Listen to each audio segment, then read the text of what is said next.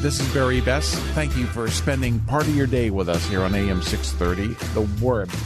Today, I have the pleasure of talking with Pastor Greg Laurie, who is the host of A New Beginning, heard every weekday at noon here on AM 630, The Word. He's also the senior pastor of Harvest Christian Fellowship in Southern California and the author of more than 70 books.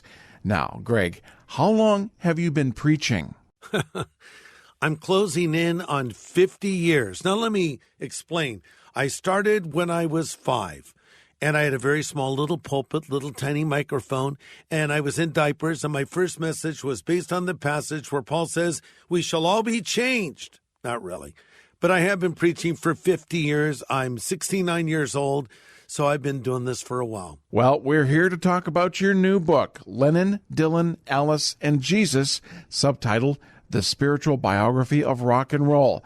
Now, the first thing people may notice is that in the title of Jesus is included among some of the seemingly dissimilar names. Bob Dylan, John Lennon, Alice Cooper. It's almost like a civil service exam. Pick the one that doesn't belong. Yes. Well, go to the Bible and look at Jesus and Nicodemus, Jesus and Zacchaeus, Jesus and the woman at the well, Jesus and the woman caught in the act of adultery. It fits because my point is take these iconic people and I want to tell you about their spiritual journeys. That's a spiritual biography of rock and roll. And it has some surprising revelations about maybe your favorite pop or rock star, things you did not know about them, specifically in the area of their search for God. For instance, take John Lennon. Of course, we all remember his famous statement when he said the Beatles were more popular than Jesus. And let me just address that for a moment. To a generation of people at that moment in time, there was some truth to that. And I would include myself as a young person because I knew nothing of Jesus, but I knew everything about the Beatles.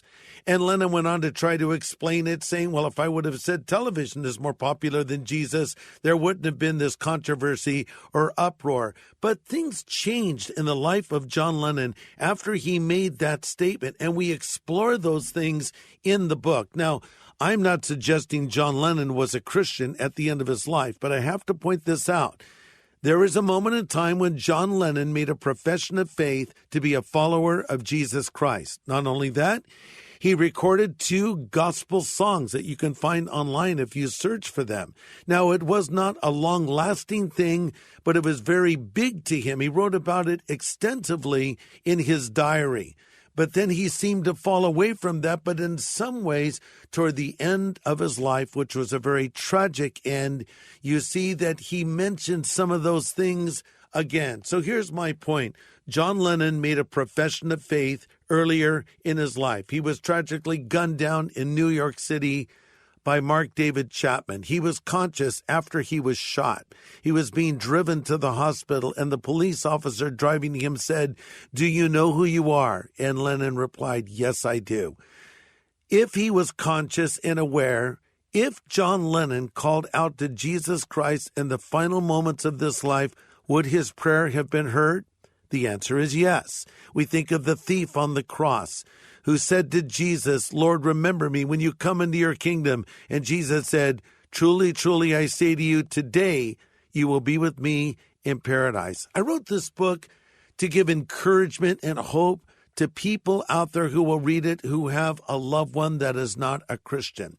They don't seem like they would ever become a Christian. It might be your husband or wife or your mom or your dad or your son or your daughter or a coworker or a friend. And you will see in this book, as you explore the lives of those who have been there, done that, bought the T-shirt, and in many cases, been the T-shirt, that they climbed to the top of the mountain and there was nothing there. So should it surprise us that these people are searching for a deeper meaning in life? You see, when you are thinking, if only I was rich, if only I was famous, if only I had a record, or if only I filled a stadium with a bunch of people chanting my name, I would be happy. These people have experienced it. They know that's not the answer. So many of them have gone on a deep search for God. So there's a lot here that may surprise you. Now, at first blush, it's interesting that a pastor is writing a book about rock and roll musicians. It seems like an unlikely pairing. Well, let me just say that I've always loved music. I've always loved rock and roll. To quote the great theologian Joan Jett, I love rock and roll. And so I've always been aware of rock. I've always listened to rock. I kind of became aware of it more as a young man watching the Beatles. But in this book, this is not glorifying rock music or rock musicians. This is a book that is exploring the lives of people that have basically experienced everything this world has to offer and have found it empty. It's sort of a modern version of the story of Solomon, who had everything this world offers. And then he concluded it was all emptiness. It was like chasing the wind. It was like a bubble that bursts. And so, when you've climbed to the top of the mountain and you've been all that in a bag of chips, when you've been on a lunchbox or on a T-shirt, or people, have your poster hung in their room, you realize how empty all of that is. So I explore these stories. One fascinating section of the book is about the so-called 27 Club. Ever heard about that? These are artists who are very well known, who all tragically died at the age of 27. Jimi Hendrix died at the age of 27. So did Janis Joplin. You have to put Jim Morrison in there as well. Fast forward a number of years, and you put Amy Winehouse in there, along with Kurt Cobain.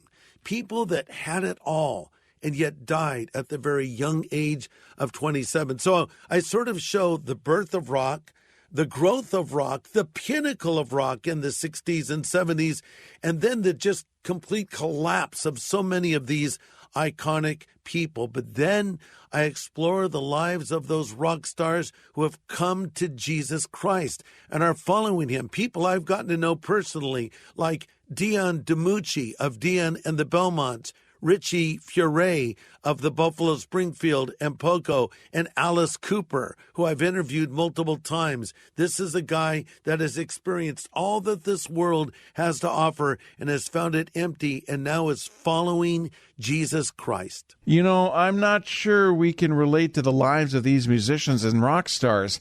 I've tried to imagine what it must be like to be extremely famous, where you can't even go to the grocery store without a mob developing.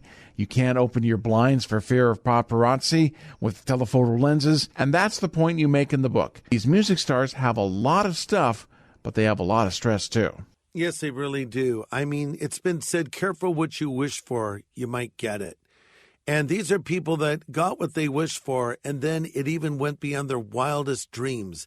But the problem is the dreams in many cases turned into a horrible nightmare. When you look at the founders of rock, if you will, they called them the Millionaire Quartet: Elvis Presley, Johnny Cash, Jerry Lee Lewis, Carl Perkins. They were all produced by a man named Sam Phillips, who had Sun Records. These guys came from abject poverty in some cases. They were just country boys. All of them was sort of a gospel foundation. All of them were taken to church as young men, and of course they all rebelled against it. But interestingly, every one of those founders ultimately came to realize they needed to turn to Jesus. Elvis struggled through the years. He often sang gospel songs. There's a lot of fascinating revelations about Elvis Presley in this book, Lennon, Dylan, Alice, and Jesus. Jerry Lee Lewis is the only one alive still of the four, but in recent interviews, he's talked about his need to get right with God. And of course, Johnny Cash became very strong in his faith. I wrote a whole book about him, as a matter of fact, called Johnny Cash, The Redemption of an American Icon. And then finally, Carl Perkins, who wrote Blue Suede Shoes and other great songs. He was a raging alcoholic and actually came to the Lord while he was on tour with Johnny Cash and took his bottle of booze and threw it into the ocean and committed his life to Christ and served the Lord for the final years of his life. So, yeah, these guys experienced it, and in some cases girls experienced it and saw the emptiness of it. So this is a very honest book. So I start the book with these words. There'll be 3 surprises when we get to heaven. Number 1, some of the people we thought would be there won't be there. Number 2, Some of the people we never thought would be there will be there. Surprise number 3, you'll be there. So these are some of the people you never thought would be there who will be there, because no one is beyond the reach of God. I'm Barry Besse, and again, we're talking with Pastor Greg Laurie about his new book called Lennon, Dylan, Alice, and Jesus. Pastor Greg, your book is a balanced look at artists who flamed out, an artist whose career caught fire, and artists who became on fire for Christ. You mentioned Bob Dylan, who released 3 albums with Christian content, but it's been sort of an enigma, and no one can quite figure him out. Yes, Bob Dylan is surely an enigma. He always has been, and I suspect he always will be.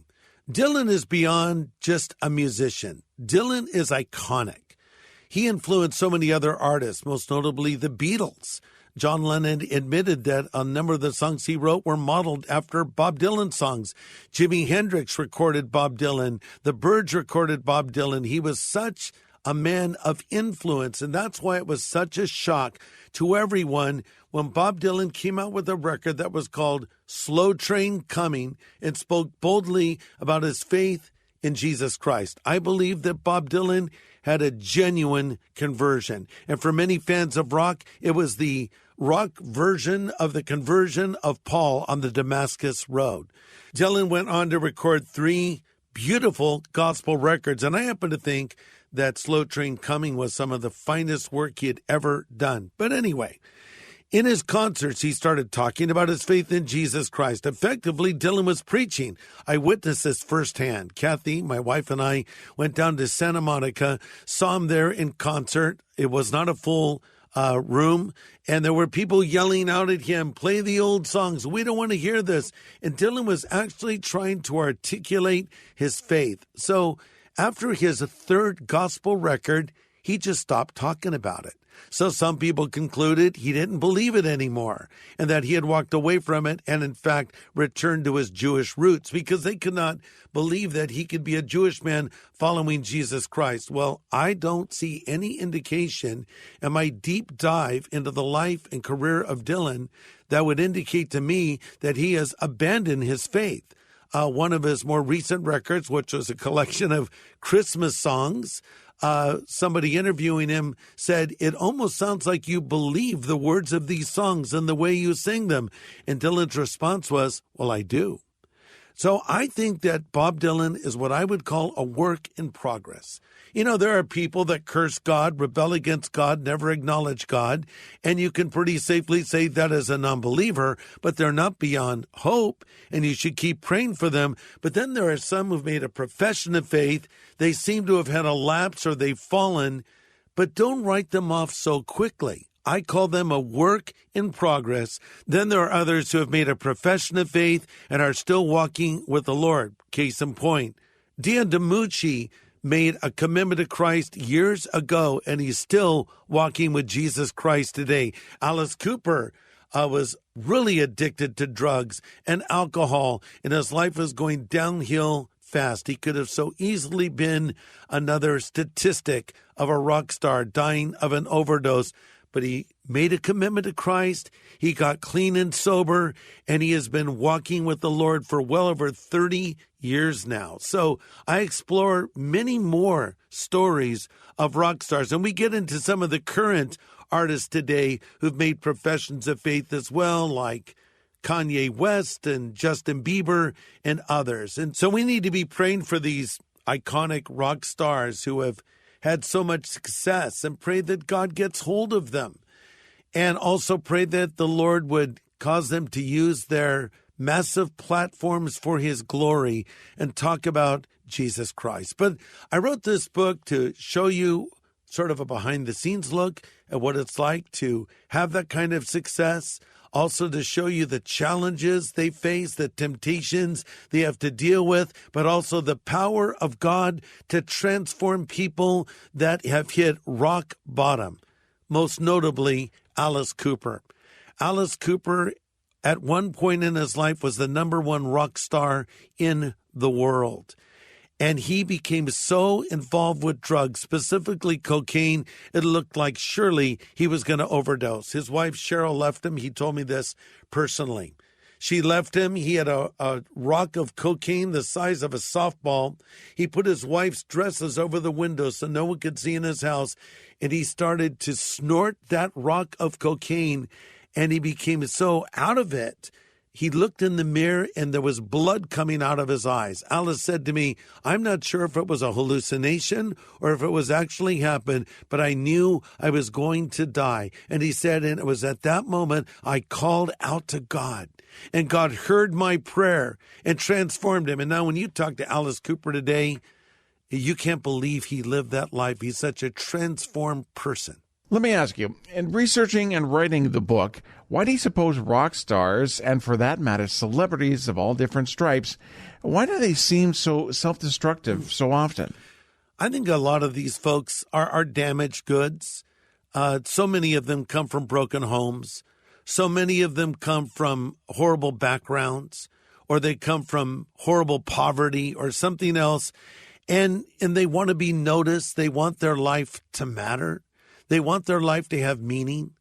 And I think they're actually searching for fulfillment through fame and fortune. They're thinking, if I could one day be famous, if I could one day live in a mansion, if I could one day drive a Rolls Royce or a Ferrari or whatever it is, if I one day had people chanting my name, that would bring happiness. And of course, that's not true.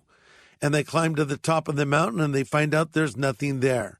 So I think many of them are really just on a search for the meaning of life, but they're born with a talent as a singer, as an actor, as a performer of some kind.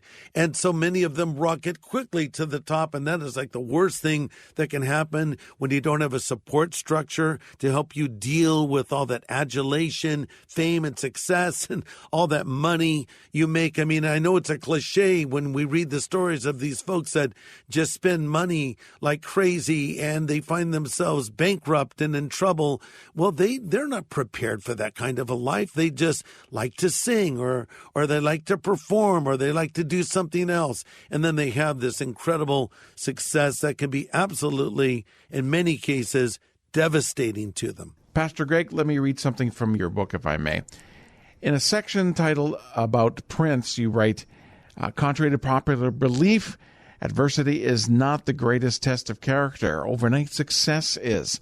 Just ask Des Dickerson, who was Prince's dazzling lead guitarist from 78 to 83.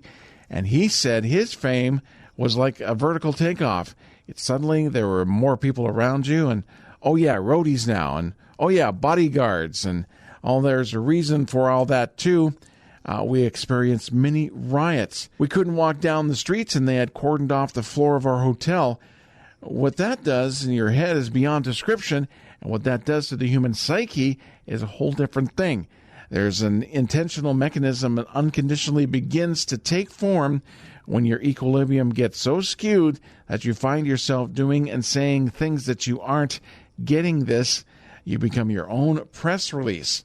I thought that was very telling. Yeah, that's very insightful, and that's written by someone who knows what they're talking about. And think about Prince himself. I mean, this incredibly talented man died of a drug overdose. I mean, so many have died of drug overdoses. You would have thought that Prince would have said, hey, my friend Michael Jackson died this way. Hey, Jim Morrison, Jimi Hendrix, and Janis Joplin died this way. Hey, Chester Bennington died this way. He actually took his own life. I don't want to die that way, but that's exactly how he died. And I think people take drugs to numb the pain, because they just don't know how to live with this altered state of reality they find themselves in. They need Jesus.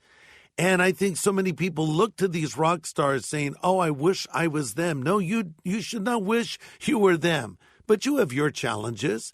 You have your pressures. And really, Christ is the answer for everyone.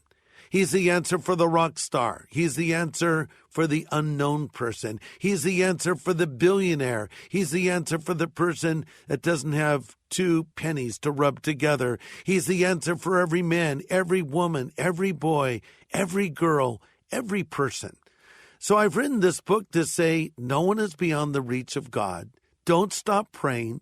Don't give up on these people. You know, I think about electronic dance music DJ Avicii. His real name was Tim Bergling. Avicii had global success. Thousands of people would come to his rave concerts and thought he was the greatest thing ever. But Avicii was a young man who, according to his parents, was searching for peace and the meaning of life.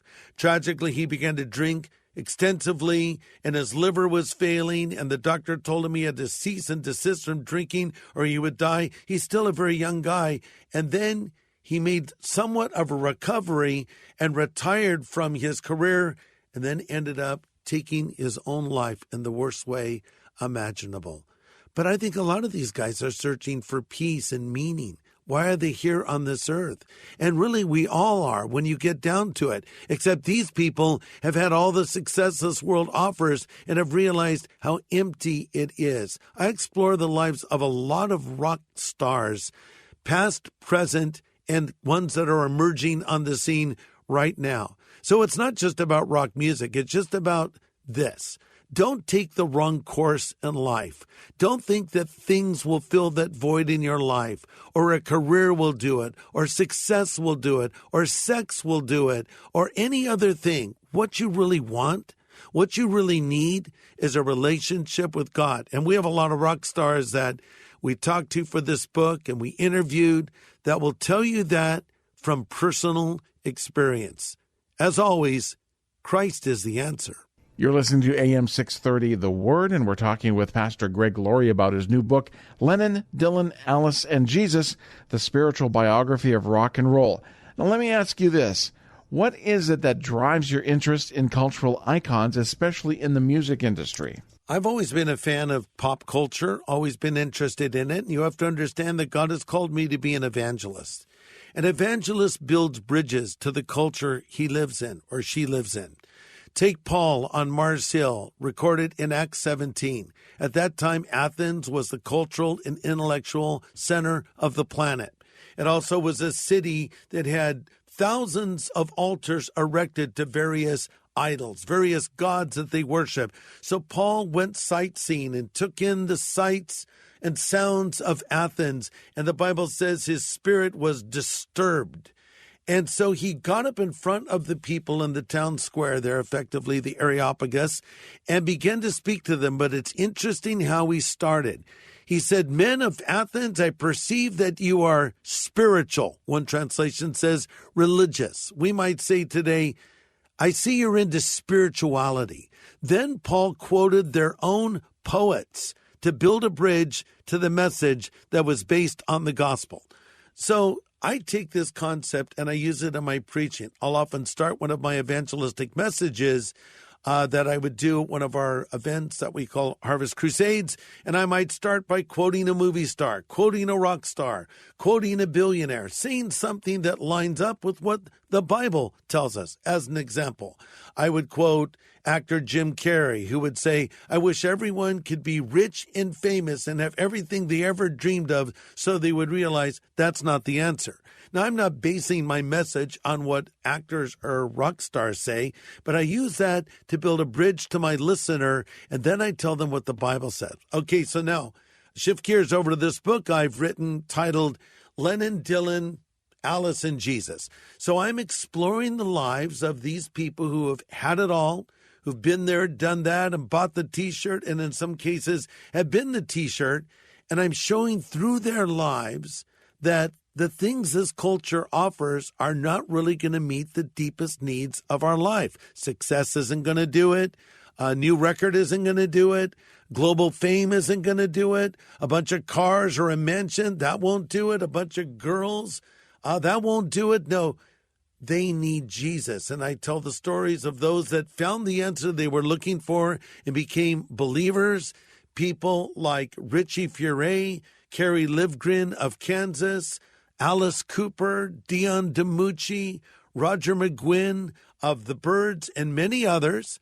And then I also tell the tragic stories of those that did not find the answer and how their lives ended, like Jimi Hendrix and Janis Joplin and Kurt Cobain and Amy Winehouse and Chester Bennington, and the list just goes on.